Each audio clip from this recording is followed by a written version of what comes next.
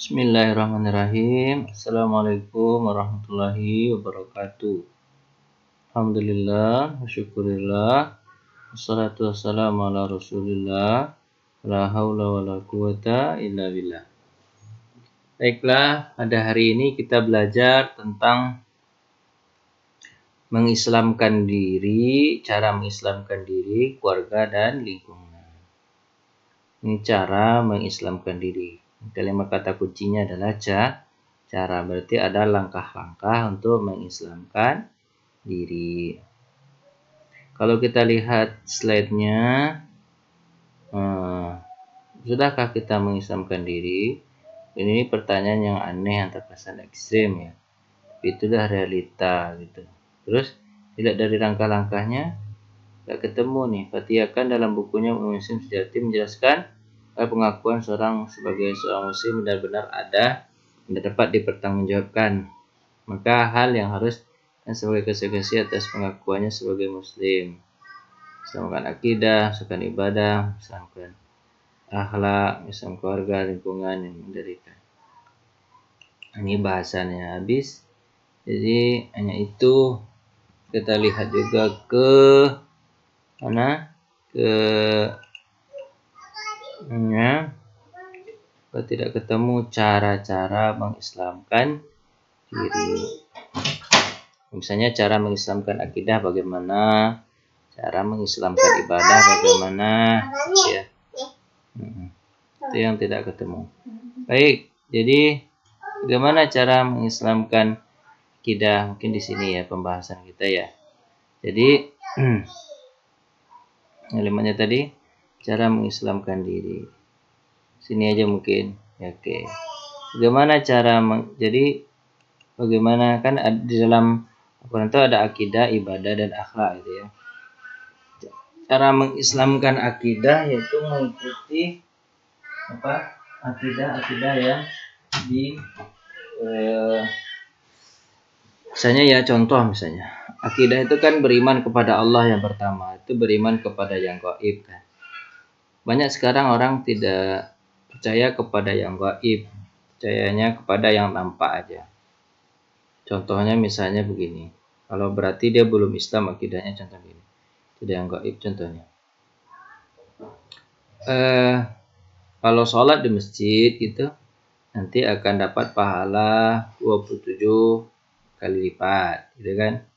Terus Allah akan berikan ganjaran surga. Terus hatinya akan tenang.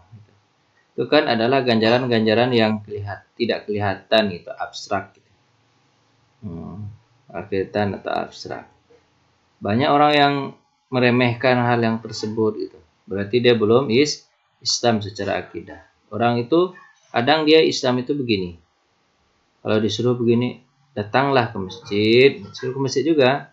Habis itu di masjid itu ada makan nanti. Setelah itu nanti kalau pulang dikasih undian motor. Tapi sebelum itu setiap kali pulang akan dikasih parcel buah-buahan.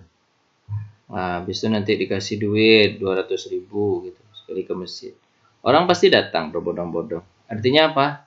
Keimanan mereka kepada Allah itu belum kuat gitu. Belum kuat, belum terasa di dalam hati mereka bahwasanya sesungguhnya Allah itu memberi balasan. Terus tahap-tahapnya bagaimana ya? Cara-caranya bagaimana supaya dia tahu bahwasanya Allah itu ada gitu. Caranya memang pertama disampaikan dari sejak kecil. Sejak kecil disampaikan Allah itu ada. Contohnya misalnya kita buat Allah itu memang nggak kelihatan karena itulah sifatnya dunia ini cobaan. Kalau Allah kelihatan nampak di rahmat itu nggak ada fungsi cobaan di dunia ini. Karena dunia ini gunanya untuk dicoba cobaan gitu. Jadi memang nggak kelihatan, tapi kita disuruh percaya. Kepercayaannya itu memang ada, realitanya ada percaya itu. Allah itu ada gitu. Adanya Allah coba lihat bagaimana mangga berbuah. Tidak pernah kita melihat mangga itu ada yang naruh buahnya di atas. Atau paling gampang itu hujan. Hujan turun. Mungkin Ada yang naik pesawat, pernah nggak nampak orang dari atas sana tuh langit menyiramkan air pakai ember gitu, terus diayak gitu, kayak hujan turun. Kalau disiramkan langsung seember, orang yang di bawah bisa kena kepalanya dengan seember air itu bisa mati dia, besar itu. Nah, tapi diberikan ayakan gitu. Ada nggak pernah? Nggak ada kita nampak orang yang seperti itu. Berarti siapa yang membuat air hujan turun? Allah. Kalau ditanyanya lagi, kenapa kok bisa kan hujan itu dari bawah diambil dari laut menguap sampai ke atas. Yang membuat menguap itu siapa? Matahari kan? Matahari itu kok ada? Dari siapa? Oh, besar ya gitu. Dari ibadah bertahun-tahun matahari itu dari jutaan tahun mungkin. Tapi panasnya begitu. Kalau kita lihat matahari itu, kalau seandainya kita aja bikin apa ya listrik segini aja terangnya cuma mahal bayaran kita sebulan 500.000 serumah itu kan. Apalagi kalau matahari dia menyerangi semuanya. Itu berapa watt matahari itu tuh?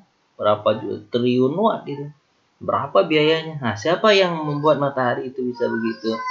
Akhirnya baru kita percaya bahwa itu adalah Allah yang bikin. Nah, itu cara mengislamkan akidah dari semenjak kecil, dikuat-kuatkan hati. Itu cara mengislamkan akidah. Cara mengislamkan ibadah gimana?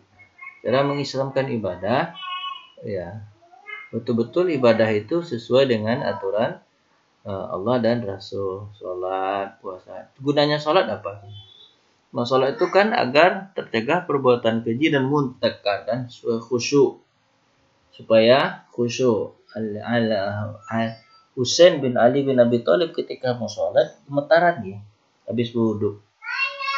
Orang bertanya kepadanya, kenapa kamu gemetaran ketika habis wudhu? Dia mengatakan, kamu tahu nggak yang akan saya sembah siapa, yang akan saya hadapi siapa? Itu Allah Subhanahu wa Ta'ala. Allah itu maha besar. Allah itu maha besar. Makanya dia takut. Jadi cara mengislamkan ibadah itu khusyuk sebenarnya, ikhlas kepada Allah. Jadi khusyuk, ikhlas. Itu cara mengislamkannya. Khusyuknya sholat bagaimana? Ya, apa yang merintangi dari supaya khusyuk dihilangkan. Misalnya seperti begini. Kalau orang duduk di sebuah pohon, di atasnya ada burung yang sedang berisik. Dia konsentrasinya terganggu dengan burung yang ada di atas pohon. Harusnya diusir burung tadi. Kalau burung tadi itu pergi saja ya nggak apa-apa, dia duduk merenung lagi. Tapi kalau misalnya burung itu datang lagi berisik lagi gimana?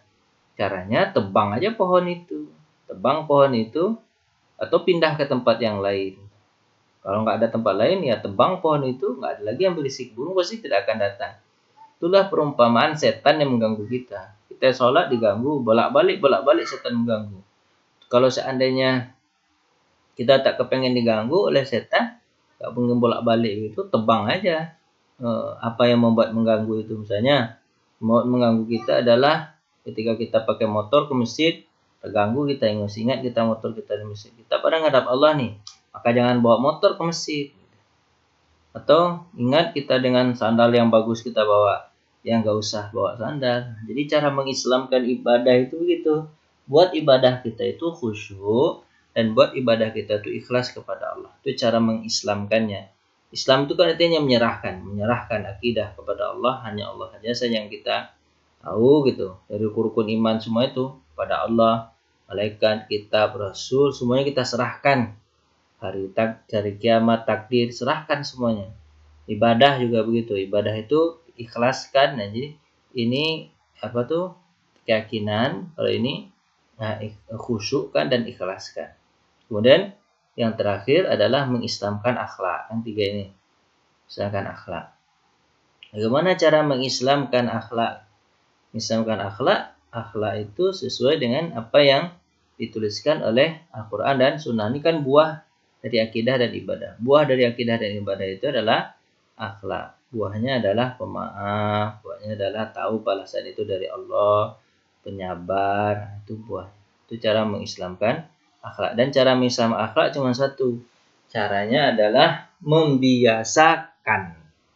Karena akhlak itu adalah kebiasaan. Kalau kita secara pribadi sudah Islam nih, Kemudian baru kita Islamkan keluarga kita. Dengan cara yang seperti ini juga, Islamkan keluarga kita. Ini temanya adalah apa tadi? Mengislamkan diri istri kita Islam tadi kan dengan akidahnya, ibadahnya, akhlaknya, gitu kan. Kemudian keluarga kita Islamkan sesuai dengan yang tadi gimana? Ya, kalau akidahnya kita perkuat akidah keimanan keyakinannya kepada Allah. Kalau ibadahnya suruh mereka khusyuk dan ikhlas. Kalau akhlaknya caranya adalah biasakan dia dengan hal-hal yang baik. Mungkin tak biasa, misalnya biasakan berinfak. Kalau nanti kalian punya anak, misalnya kan, anak kalian tuh kasih duit 5.000, suruh dia masukkan ke kantong amal. Bukan kalian yang masukkan anak. Dan anak tuh nanti terbiasa, oh begini cara. Lingkungan juga begitu. Lingkungan itu camkan tentang iman, kemudian Islam, paknya biasakan. Insya Allah inilah cara-cara yang tidak terlalu yang mudah untuk diucapkan tapi sulit mungkin untuk diamalkan. Mungkin itu ya yang sini. Kemudian kita pindah ke berikutnya. Penerapan amal kolektif ini bagus nih. Apanya? Apa namanya itu slide-nya ya. Amal kolektif. Amal kolektif itu dalam bahasa Arabnya amal jama'i adalah bersama. Di dalam Al-Quran Allah Subhanahu wa taala juga menyampaikan itu bahwa kita itu harus bersaf-saf. Saf-saf surat As-Saff. Surat As-Saff kita harus bersaf-saf karena tidak akan selesai suatu masalah kalau sendirian. Kita bukan Superman. Bukan Superman, kita itu baiknya adalah super tim menuju penerapan syariah ya. Jadi pertama pengertian amal kolektif adalah amal berarti bekerja, berbuat atau menghasilkan. Kemudian beramal berarti berbuat, mengerjakan, menghasilkan sesuatu. Kolektif adalah perkumpulan orang-orang yang bekerja sama untuk tujuan tertentu tanpa adanya hierarki di dalamnya. Sebuah kolektif bisa merupakan kelompok besar atau berusaha berjalan dalam waktu yang singkat ataupun lama dengan yang bersifat sukarela. Jadi amal kolektif. Amal kolektif itu adalah kegiatan yang dilakukan untuk merupakan produk suatu keputusan bersama yang selaras dengan Tuhan. Jadi kalau sama-sama itu tidak ada yang bisa disalahkan, gitu kan? Tidak ada yang bertanggung jawab sama-sama. Apa pepatah itu mengatakan? Berat sama dipikul, ringan sama dijinjing. Amal kolektif. Manfaat amal kolektif menyempurnakan kekurangan diri, karena manusia itu tidak sempurna kan? Ada aja kekurangannya. Kalau di dalam syariah itu misalnya ada silah mudharabah. Mudharabah itu ada yang sebagai sahibul mal, ada yang sebagai mengelola harta. Itu namanya amal kolektif, ya kan? Meningkatkan ibadah. Dalam ibadah juga begitu. Sholat sendirian itu pahalanya cuma satu. Tapi kalau sholat berjamaah, pahalanya banyak. Malahan dikatakan begini. Mengatakan apa? Ibadah yang paling tinggi itu adalah ibadah bersama-sama. Kalau kita misalnya nih pergi haji sendirian contohnya. Sendirian aja kita dapat pahala. Tapi kalau kita sudah ngaji sendirian, terus kita mau haji lagi kali kedua, lihat kalau seandainya ada orang yang perlu dibantu, itu lebih bagus daripada kita haji lagi kali kedua. Apa sebab? Karena itu adalah amal kolektif. Orang akan merasakan banyak. Jadi makin banyak orang merasakan, makin besar pahala amal itu. Yang ketiga, menjaga kewajiban, kewibawaan umat Islam. Nah, wibawa. Jadi apa katanya itu? Setan tidak akan serigala tidak menerkam segerombolan kambing atau domba, tapi dia akan diterkamnya itu adalah kalau kambing atau domba itu sendirian. Makanya Islam itu beribawa. Sekarang ini tidak beribawa karena manusia itu berpecah-pecah. Tidak ada amal kolektif, ada amal jama'inya nggak ada. Mengoptimalkan potensi. Jadi kalau misalnya kita bersama-sama itu kan tahu kekurangan, tahu kelebihan. Kawan-kawan kita akan menyampaikan ini kekurangan kamu, ini kelebihan. Nah, di kelebihan itu akan diletakkan kita biar optimal semuanya. Dapatkan rahmat dan pertolongan Allah. Apa kata Allah SWT? Ana salisus sarikaini malam yakun ahaduhum. Aku itu akan memberikan rahmat naungan kepada orang yang berserikat, orang yang berkolektif. selama di antara mereka tidak ada yang mengkhianat. Pada berkhianat, Allah berlepas diri darinya. Jadi Allah senang sekali orang itu kolektif karena manusia itu adalah makhluk sosial, gitu kan. Urgensinya adalah manusia itu adalah makhluk sosial kan. Persatuan akan menimbulkan sebuah kekuatan. Ya seperti lidi kalau satu dia akan patah, tapi kalau banyak sulit untuk dipatahkan dan bisa untuk gunanya banyak, itu nyapu. Kekuatan individu itu terbatas. Umat lain pun bekerja sama dia. Umat Islam bekerja sama mereka. Kumpul mereka perserikatan ini, perserikatan itu untuk menghancurkan Islam. Jadi apa kata hadis itu mengatakan al-haqqu bilan nizam yaghlibu batil bin nizam. Kebenaran kalau tidak ada diberi aturan maka akan dikalahkan oleh kezaliman yang ada aturan. Kebatilan yang ada aturan. Maka itu adalah tabiat alam, itu natural kan, kita pengen sama-sama. Ya, itu ininya slide-nya. Ini juga bagus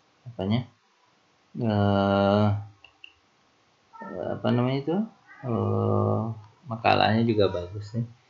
Nggak apa-apa nih kalian baca juga nih makalah isinya apa yang ada di tadi. Untuk lebih lengkapnya dibaca makalahnya ya. Urgensi pertama itu karena makotib adalah tabiat natural, manusia itu makhluk sosial gitu kan. Nah itu ya, dibaca. Mungkin komentar saya itu nanti kita akan tanya jawab. Terima kasih atas perhatian. Maaf atas segala kurangan. Saya tutup dengan baca hamdalah. Alhamdulillahirabbil alamin. Assalamualaikum warahmatullahi wabarakatuh.